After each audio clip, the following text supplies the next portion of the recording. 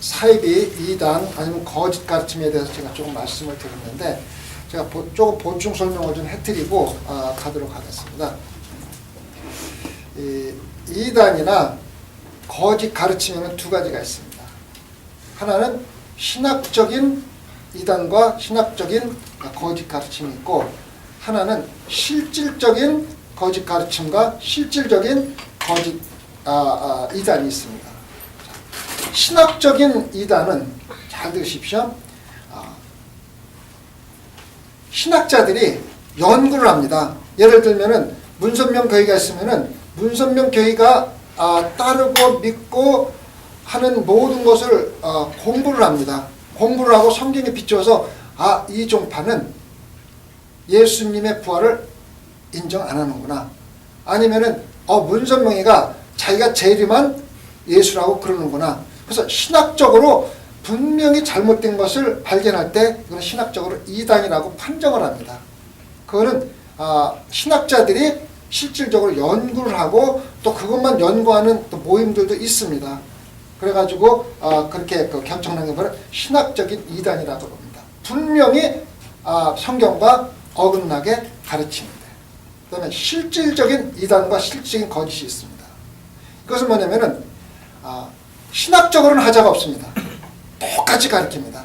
예수 부활도 믿고 예수님이 재림하실 것도 100% 다 믿는데 실질적으로 그렇게 살아가지 않고 그렇게 하지 않는 것이 바로 실질적인 이단입니다.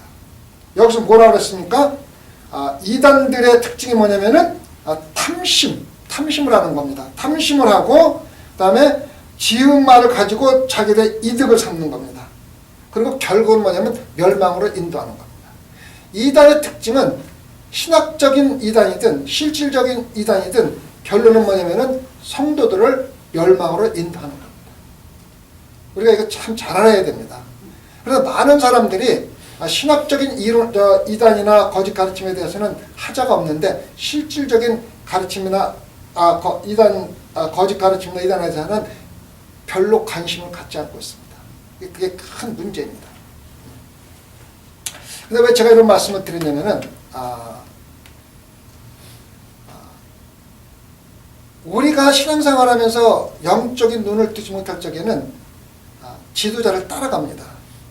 지도자를 따라가기 때문에 지도자를 하는 대로 그냥 따라갑니다. 만약에 처음 믿는 사람들이 와가지고 하나님을 모르고 자기들 마음대로 행동을 하고 잘못하고 할 적에는 죄를 짓고 그럴 적에는 용납이 되고 그들을 가르쳐서 나중에 예수님을 영접하게 하는데, 교회 지도자가 그렇게 할 적에는 교회가 이단에 속하는 겁니다. 교회 지도자들이 호색을 탐하고, 초점을 뭐랄까 호색입니다. 호색. 음심한 생각이나 음탄한 생각을 하고 호색을 하고, 그 다음에 뭡니까? 탐심을 하고, 물질적인 욕심이 있는 거는 전부 다 사입입니다. 여러분 이거 우리가 알아야 됩니다. 하나님이 인간을 창조하실 적에 어떻게 창조하셨느냐, 어떻게 창조하셨다고 해서 창세기에 하나님의 형상대로 창조하. 그 뜻이 무엇인지 아십니까? 그 뜻이 무엇인지 아십니까? 이 뜻을 알아야 됩니다. 하나님이 인간을 창조할 때 하나님의 형상대로 창조하셨다는 것은 우리 마음의 중심에 누가 있다는 거예요? 하나님이 있는 겁니다. 하나님이 인간을 창조하시고 하나님 형상대로 창조하시고 우리 먹고 이뻐할 것을 풍부하게 주셨습니다. 그렇잖아요? 그리고 우리 마음속의 중심에 누가 있습니까? 하나님이 들어와 있는 게 바로 하나님의 형상대로 지었다는 뜻입니다. 그런데 무슨 일이 일어났습니까? 죄를 지었다. 죄를 지었다는 의미가 뭔지 아닙니까? 하나님이 우리 중심에 있는 걸 밀어내고 뭐로 채운 건 뭐니까 세상적인 물질 욕심 아니면은 다른 것으로 채워진 겁니다. 그래서 하나님은 우리 몸 밖에 나가서 없어지고 우리 마음속에는, 마음 중심에는 세상적인 욕심, 물질, 탐심 그런 것들로 가득 차 있는 게 하나님이 우리를 떠난 죄를 지었다는 뜻입니다. 그래서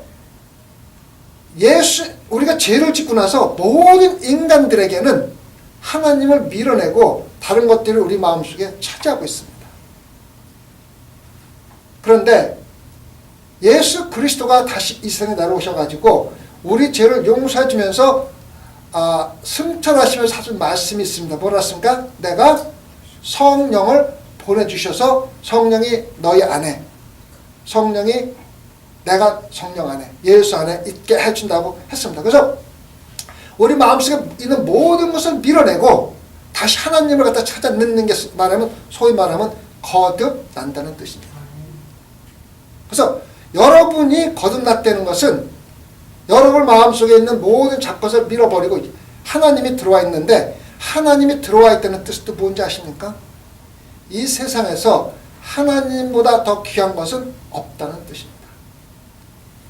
그래서 여러분들이 만약에 하나님보다 더 귀하게 여기는 것이 있다면은 아직도 거듭난 증거가 확실치 않다는 겁니다. 아시겠습니까? 그래서 여러분의 마음속에 중심에 성령님이 들어와 있어야 되고, 그 뜻은 뭐냐면 이 세상에서 내가 귀하게 여기는 모든 것 중에서 하나님보다 더 귀하게 여기는 것은 없다는 것이 바로 거듭나고 하나님이 다시 내 안에 들어와서 동행한다는 그런 뜻입니다. 그래서 그것이 바로 구원받았다는 뜻입니다. 그래서 여러분이 구원을 받았는지 안 받았는지 갖다가 확인할 수 있는 직접적인 증거는 뭐냐면은 내가 하나님보다 이 세상에서 더 귀하게 여기는 게 있는가, 그거를 생각해 보면 알 수가 있는 겁니다. 아시겠죠? 그래서 실질적으로 이 교회는 의식에 있는 게 아닙니다. 예배나 성경 공부나 찬양이나 그런 것에 있는 게 아니고, 그런 것들은 우리가 하나님을 영광되게 하는 하나의 의식이지 실질적으로 우리 구원과는 관계가 없습니다. 근데 많은 교회들이 거기에 집중을 합니다. 우리 교회는 예배도 보고 목사님 설교도 좋고 찬양도 정말 멋지게 하고 즐겁게 하고 사람 다 이렇게 해서 예배 중심이 대부분이 누구한테 가 있냐면 나한테 가 있습니다. 내가 은혜를 받았고, 내가 참 찬양에 감동을 받았고, 내가로 많이 치중을 합니다. 그렇죠? 근데 예배의 전부는 내가 아니라 누굽니까? 하나님입니다. 하나님께 드리는 겁니다. 내가 찬양의 은혜를 못 받고 내가 싫어하는 찬양을 했든 안 했든 그게 상관없이 그 찬양은 하나님께 드려지는 거기 때문에 나한테 관계가 없습니다. 그런데 대부분의 교회들이 의식에 치중을 하고 영적인 것에 치중을 하지 않기 때문에 그 지도자들이 성도들이 예배를 드려서 만족하게 돌아가서 진짜 은혜 받았다는 말이 나오는데 치중을 하는데 모든 예배를 거기 치중을 합니다. 아시겠죠? 또 실질적으로 그거를 잘 만족시키는 교회가 또 성장을 합니다. 사실이잖아요. 그죠? 그런데 실질적으로 그거는 전부 다 이단이고 거짓입니다. 왜? 예배나 모든 것들 하나님이 내가 아니거든요. 여러분이 아니거든요. 우리는 드리는 거지 받는 게 아니거든요. 근데 모든 게 받는 게 아니라서 그렇게 들어놓고 나서 거기서 나오는 모든 이득을 누가 받냐면 교회 지도자들이 받습니다. 이득을 취합니다. 성도가 많으면 목사 월급도 올라가고 혜택도 많고 여러 가지 하고 또 뿌듯하고 기분도 좋고 성취감도 있고 막 이런 거에 전부 다 치중이 되어 있습니다. 이런 것들은 다 이단이고 거짓 가르침입니다. 여러분 제가 이렇게 말씀을 드릴 때 목사 함부로 말한다 그러지만 저는 함부로 얘기하는 게 아닙니다. 일주일 동안 묵상하고 생각하고 하나님 말씀에 근거해서 말씀을 드리는 겁니다. 옛날에 구약에 보면은 솔로몬이 나오죠. 솔로몬이 누굽니까? 성전을 짓고 궁전을 짓고 다 해가지고 21년 동안 거의 20년 동안 백성들을 괴롭힙니다. 그리고 솔로몬이 죽으면서 그 아들 누가 왕이 됩니까? 르호보암이 왕이 됩니다.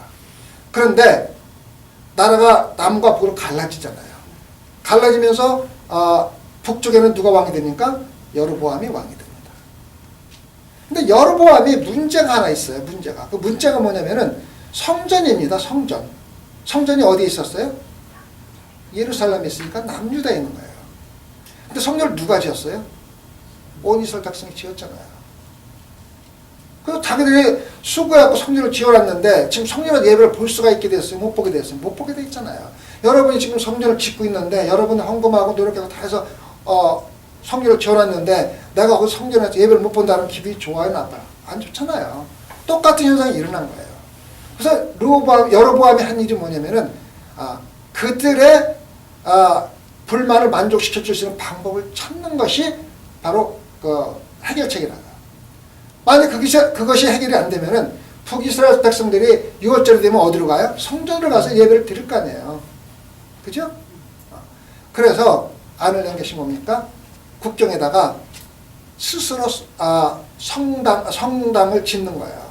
지금도 거기다 금송아지를 만들어 놓고 예식은 똑같이 하는 거예요. 구약에 나오는 모세 예식 때 똑같이 하는 예식은.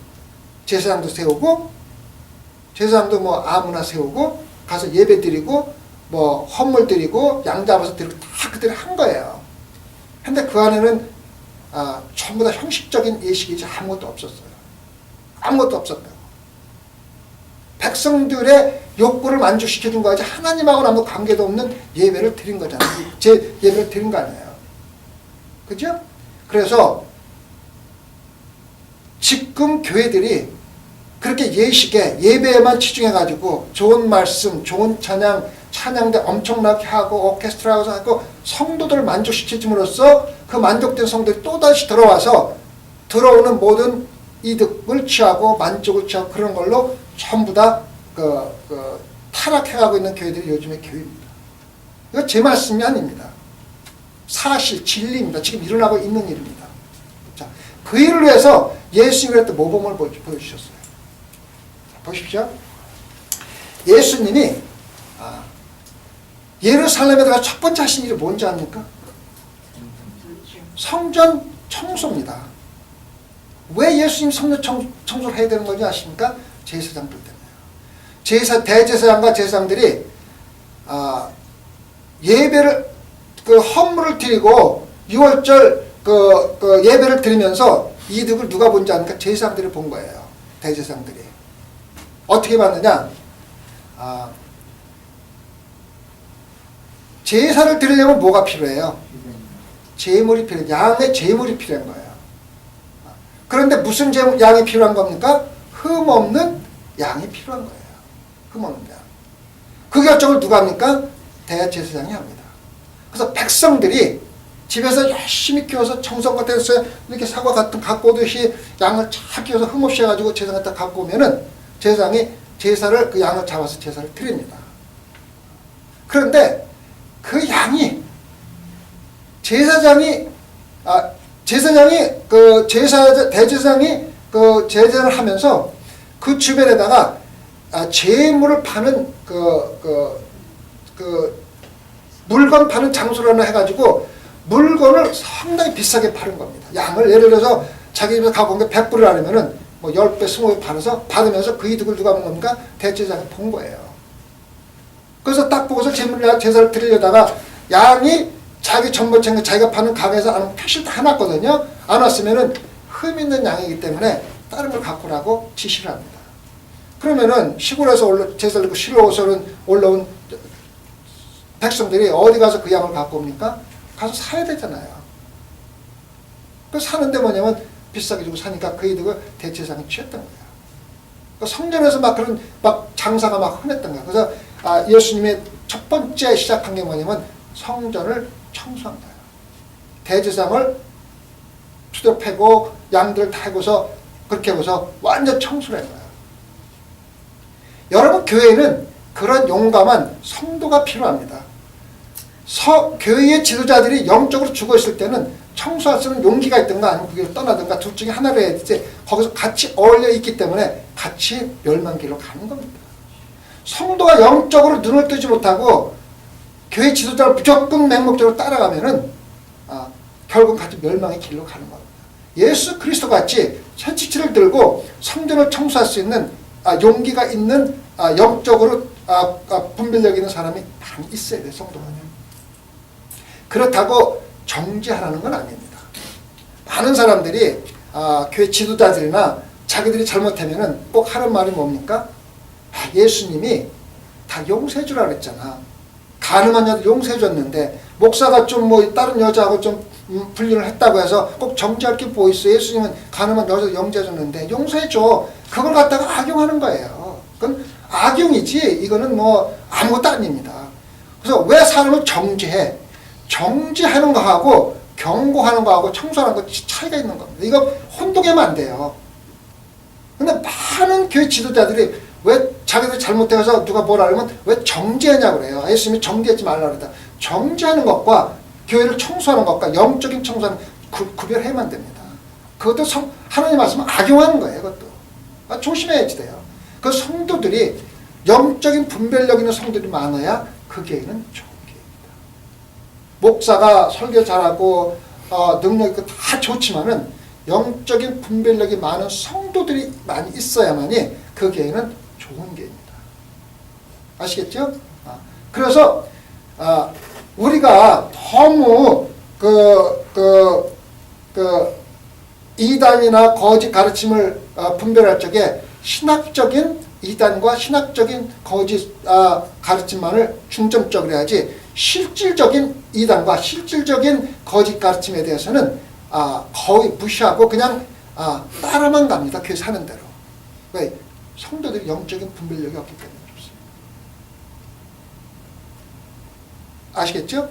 한 가지 우리가 조심해야 될 것은 비판을 위한 비판, 판단을 해서는 안 된다는 거예요. 예수님이 대제사장들을 판단하고 비판하기 위해서 청소를 한 게 아닙니다.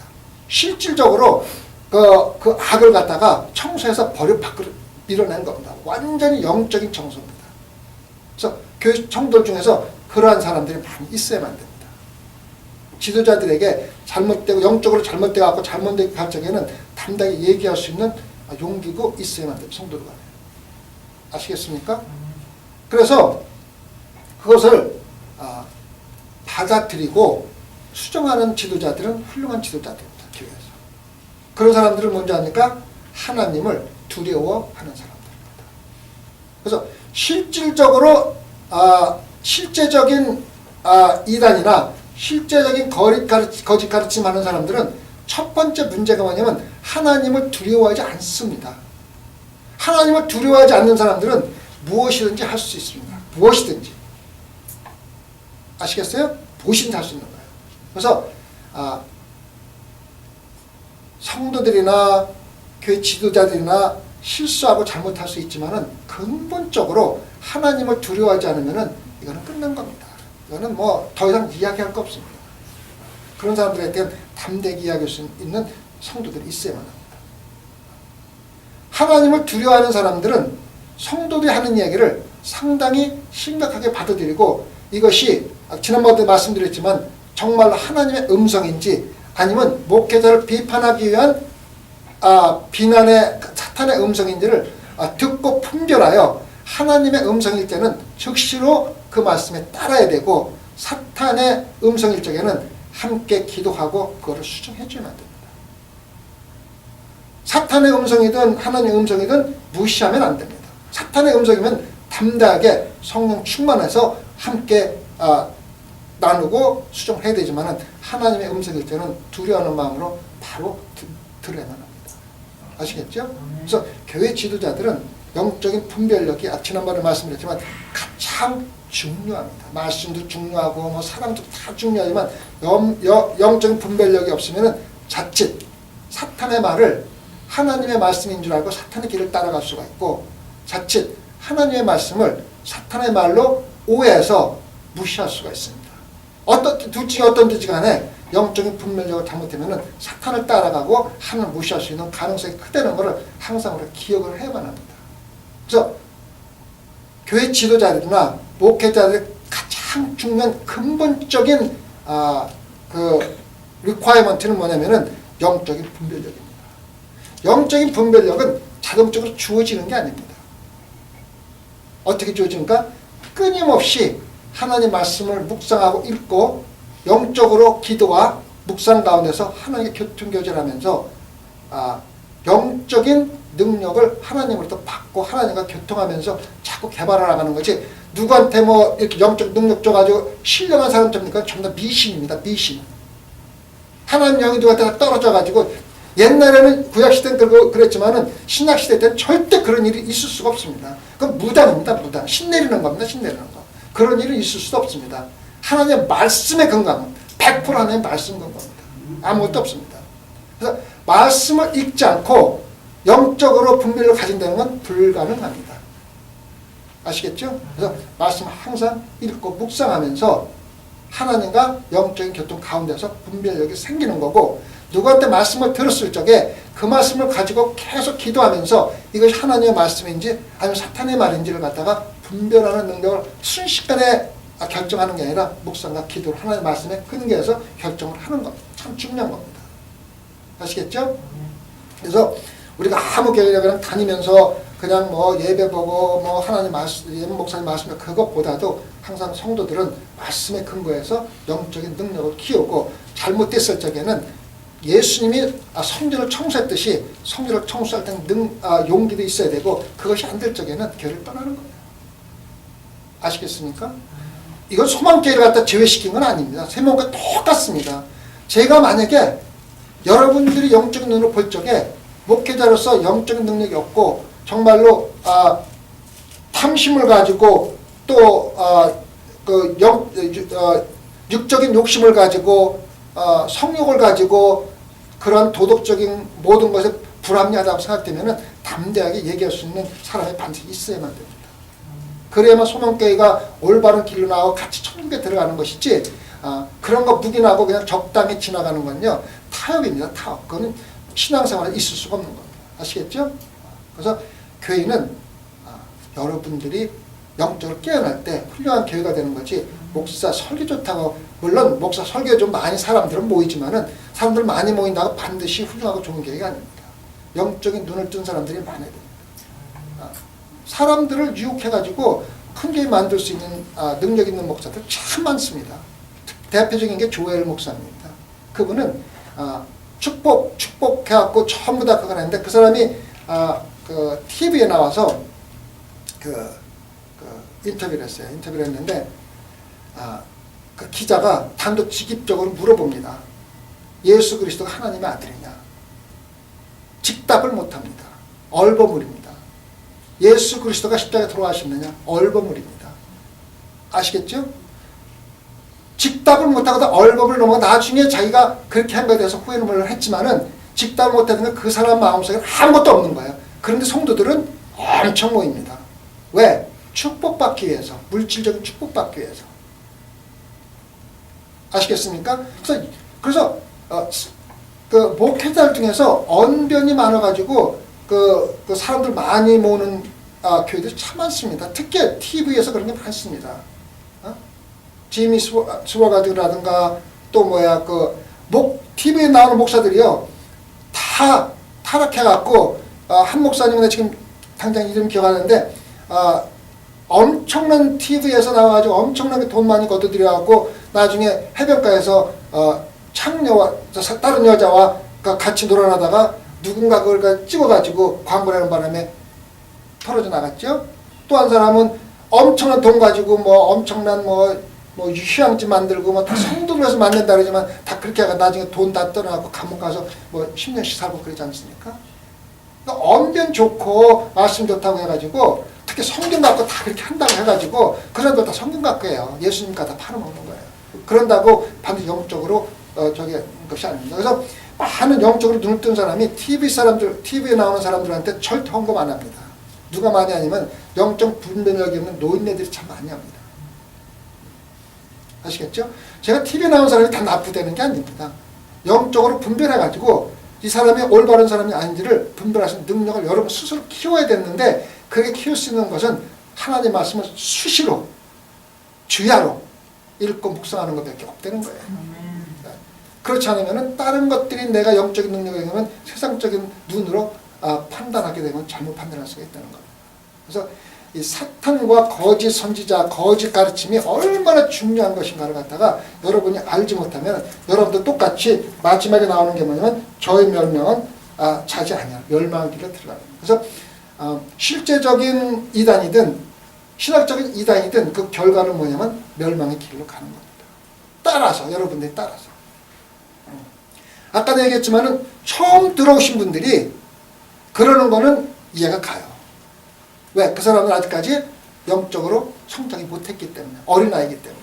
근데 교회 지도자를 그렇게 하는 거는요, 그거는 사탄이나 이단입니다. 그거는. 그래서 집사 하나를 세워도 성령이 충만한 사람, 세우는 겁니다. 여러분 성령이 충만하다는 말이 무슨 말인지 아십니까? 성령이 충만하다. 너무 추상적이잖아요. 성령이 충만하다는 말은 무슨 말입니까? 성령이 다스림을 받은. 그것도 추상적이에요. 굉장히 구체적인 말로 설명하시는 방법이 있습니다. 분별력. 성령이 충만하다는 것은 하나님 안에서 기쁨이 충만하다는 거예요. 그냥 세상적인 걸로 기쁨이 충만한 게 아니라 하나님으로 인하여 기쁨이 충만한 것을 갖다가 성령이 충만하다는 거예요. 그래서 성령의 충만함을 받을 수도 있고 성령의 충만함을 안 받을 수도 있어요. 우리는 하나님이라서 기쁠 때도 있고 기쁘지 않을 때도 있어요. 그래서 성령이 충만하다는 뜻은 직접적인 뜻은 우리가 구체적으로 이해할 수 있는 뜻은 엄청난 기쁨이 하나님으로 인하여 내 안에 있다. 그래서 기쁘게 살아갈 때 성령이 충만하게 살아가는 거예요. 아시겠죠? 근데 그 기쁨이 어디서 오는 거냐? 하나님으로 인하여 오는 겁니다. 여러분 행복과 기쁨은 틀립니다. 행복은 뭡니까? 어디서 옵니까? 행복은 지금 일어나는 일로 인하여 오는 게 행복입니다.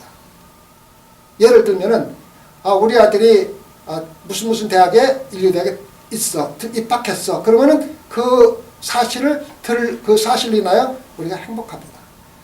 우리 남편이 나한테 차를 사줬어. 비싼 차를 사줬으면 그 순간에 행복합니다. 그죠? 그거는 외부적인 거로부터 일어나는 일로 인해서 해피니스는 해프닝하고 같은 뜻입니다. 해프닝하는 거, 지금 일어나고 있는 일에 따라서 우리 행복이 왔다 갔다 합니다. 근데 기쁨은 다릅니다. 기쁨은 누구한테서 오는 거냐면 하나님으로부터 오는 거며 성도들은 성령이 충만하다는 삶을 산다는 것은 정말 주님 안에서 기쁘고 즐겁게 살아가는 걸 갖다가 성령 충만함을 뜻하는 거죠.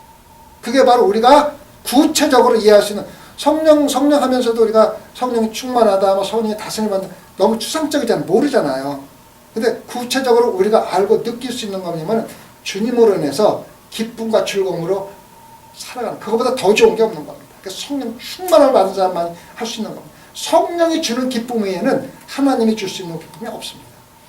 아시겠습니까? 그래서 어떤 때는 우리가 성령 충만을 받을 때도 있고 성령이 없을 때도 있습니다. 그래서 뭐니까 성령 충만함을 받으라는 뜻은 뭐냐면은 하나님으로 인하여 기쁘고 즐겁게 살아라는 뜻이에요. 구체적이지 않습니까? 그죠? 한번 여러분 생각해 보세요. 여러분 하나님이라서 기쁘고 즐겁습니까? 아멘이죠, 그죠? 근데 얼굴이 전부 다 피곤해 보이고 별로 기뻐 보이지 않습니다. 아시겠죠? 그래서 성령이 충만하다는 것 같다 우리가 이해도 못하면 성령 충만을 받으면 내가 성령 충만 받은 건지 안 받은 건지 몰라요. 자, 내가 하나님이라서 기쁘고 즐겁게 살아가는가? 그렇지 않으면은 더 하나님 말씀을 통해서 묵상하고 기도하고 기쁘게 살아 성령 충만을 받도록 노력해야 되는 겁니다. 그죠? 네. 아시겠습니까? 그래서 오늘 4절을 좀 하려고 했는데 벌써 30분 지나갔네. 어떻게 할까요? 한 5분 정도 더 할까요? 아니면 그만할까요? 4절 하나가 굉장히 많은 내용을 또 포함하고 있습니다. 천사가 죄를 짓고 이제 타락하는 건데 도대체 천사가 왜 죄를 졌으며 죄가 무슨 죄며 천사가 지은 죄가 우리한테 무슨 교훈을 주며 무슨 경고를 주며 한 절 가지고 1시간 해도 모자라요. 하나님 말씀이 이렇게 고개가 여러분 아세요? 천사가 무슨 죄를 졌습니까? 왜 죄를 졌습니까? 그 죄를 인해서 어떻게 됐습니까? 우리한테 무슨 영향을 줍니까? 우리가 교훈이 뭡니까? 참 많거든요. 다음 주에 할게요. 아시겠죠? 이렇게 하십시오.